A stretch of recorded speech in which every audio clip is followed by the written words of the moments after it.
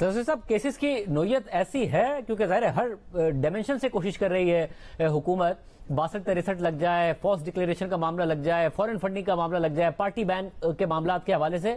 ऐसे है नोयत के इल्ज़ाम कि अगर वो अपने मामला बेहतर कर लें इमरान खान साहब, या उनके मामला बेहतर हो जाएं तो बचना मुमकिन है, या ये मुश्किल नजर आ रहा है इस सारी की सारी सूरत हाल में? देखें शाहज़ेब, बादी नज़र में जो मवाद सामने आया है, और चूंकि एक तवील केस के बाद ये मवाद सामने आया है और दूसरे सोर्सेज से भी कोलैबोरेशन हुई है, फाइनेंशियल टाइम्स की स्टोरी अगर आप देख लें,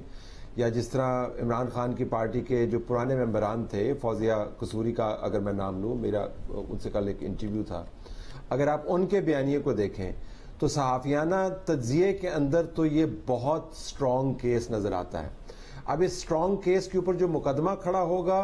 वो कितना स्ट्रॉन्ग होगा और उस मुकदमे का नतीजा क्या निकलेगा, इतना वक्त हुकूमत वक्त के पास है कि उसको वो परसू कर पाए या नहीं कर पाए, ये ओपन एंडेड क्वेश्चंस है, इनका जवाब हमारे पास मौजूद नहीं। लेकिन जो आपका बुनियादी सवाल है, मवाद वो मौजूद है।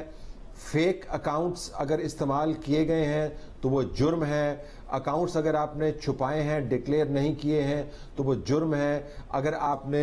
बैंड फंड्स को इस्तेमाल किया है तो वो जुर्म है, अगर आप कहीं पर लॉबिंग करते हुए पकड़े गए हैं तो वो जुर्म है। ये जराइम भी हैं और सियासी और आईनी तौर पर पार्टी के लिए बहुत ख़तरा भी बन सकते हैं। इमरान खान हमेशा अपने आप को सादिक और अमीन कहलवाना पसंद करते हैं, बिलखुसूस जब से साकिब निसार साहब ने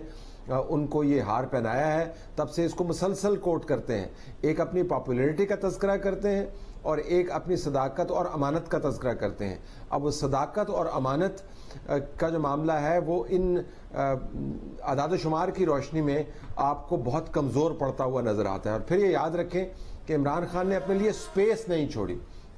देखें उन्होंने हामिद बिल्कुल ठीक कह रहे हैं कि वो अपना बयानिया बदलने की कोशिश कर रहे हैं, लेकिन उस बयानिए की सड़क पर वो जितना सफ़र कर चुके हैं उसके बाद उनको रिवर्स गियर लगाते लगाते भी बहुत वक्त लग जाएगा। और उन्होंने बहुत सारे लोगों की इज़्ज़तों को उछाला है। उन्होंने पाकिस्तान की रियासत के इदारों की इज़्ज़तों को उछाला है, उन्होंने फ़ौज के सरबराहान को गद्दारों के साथ इक्वेट किया है, इंटेलिजेंस के सरबराहान को अमेरिकी एजेंट्स के साथ इक्वेट किया है, पॉलिटिकल पार्टीज़ अपने ओपोनेंट्स को पाकिस्तान दुश्मन कहा है, उन्होंने कोई कसर नहीं छोड़ी। अब जब बहुत सारा मवाद उनके खिलाफ नज़र आता है तो वो अपने आप को एडजस्ट करने की तो कोशिश करेंगे, लेकिन मुझे नहीं लगता कि उनके पास स्पेस अवेलेबल है। तो इमरान खान साहब इवेंचुअली बहुत सारे ऐसे अल्फाज जिन्होंने अदा किए और अमाल जिन्होंने किए, मुझे लगता है ये कि उनके हाथों कहीं ना कहीं जाकर बुरी तरीके से जख्मी ज़रूर होंगे। आपको आसमा नजर आ रहा है कि ऑफ द रिकॉर्ड भी कि इस वक्त जो हुकूमती कॉन्फिडेंस है वो वाकई एक वैसे भी कॉन्फिडेंट है कि हाँ इमरान खान के खिलाफ ऐसा मवाद है कि उन्हें उनकी डिस्क्वालिफिकेशन हो सकती है या उनके खिलाफ कोई फैसले आ सकते हैं, और तहरीक इंसाफ में पैनिक है क्योंकि वो रिपोर्ट आने के बाद ये कह रहे थे कि कुछ भी नहीं निकला है, कोई ऐसी बात ही नहीं हुई है, मगर बहरहाल एहतजाज भी कर रहे हैं अपनी जगह पर।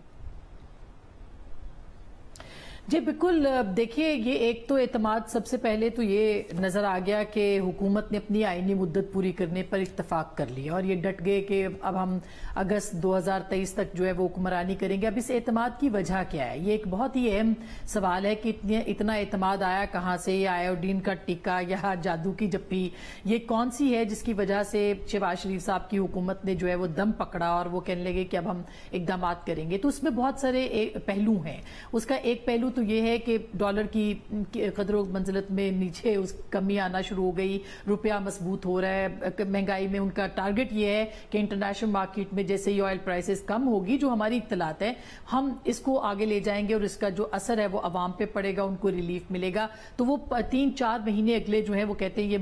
मुश्किल है, लेकिन उसके बाद वो उसको स्टेबल करने में कामयाब होंगे। दूसरी जानिब जहां तक हमारी इत्तलात है वो इंतजार कर रहे थे कि हुकूमती इत्तेहाद के किसी तरीके से फॉरेन फंडिंग का फैसला हो और उसके बाद फिर वो अपना नैरेटिव जो है वो आहिस्ता आहिस्ता जो है वो लेके जाए। और फिर देखिए उसके बाद से एक मजबूत तरीके से जो है वो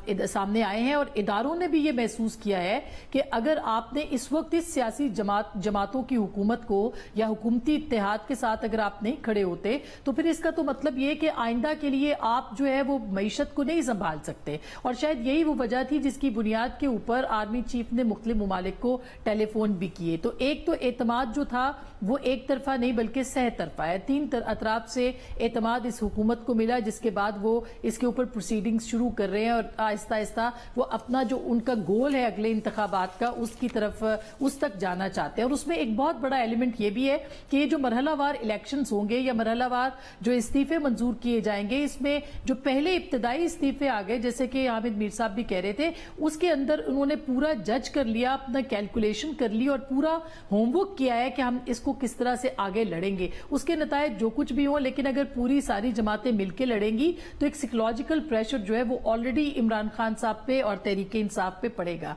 तो जैसे अभी हम बात कर रहे थे कि आपके पास नैरेटिव मौजूद नहीं है, आप आवाम को अगर रिलीफ मिलना शुरू होता है, महंगाई थोड़ी सी कम होती है और पेट्रोल की कीमतें नीचे जाती हैं तो जाहिर है कि और डॉलर नीचे आता है, तो इसका एक साइकोलॉजिकल ही नहीं, इसका एक फिजिकल असर भी जो है वो पड़ेगा पाकिस्तान के आवाम के ऊपर और नैरेटिव बनाने में आसानी भी होगी। और साथ ही आपका जो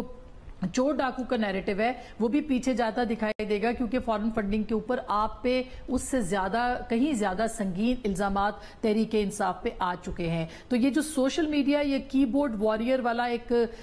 मामला चल रहा है, इसके ऊपर भी अब आहिस्ता आहिस्ता एक स्ट्रॉन्ग नैरेटिव के ऊपर हुकूमत जो है वो आना चाह रही है, जिस तरह से हमें लग भी रहा है पिछले कुछ दिनों से कि मजबूत बयानिए के साथ वो सामने आ रहे हैं। और दूसरी जानिब आपने देखे जो अभी ISPR की तरफ से स्टेटमेंट भी आया है हालिया, उससे नजर आ गया कि ऐसे लगता है कि इदारे भी अब किसी तरह की इस तरह की सिचुएशन को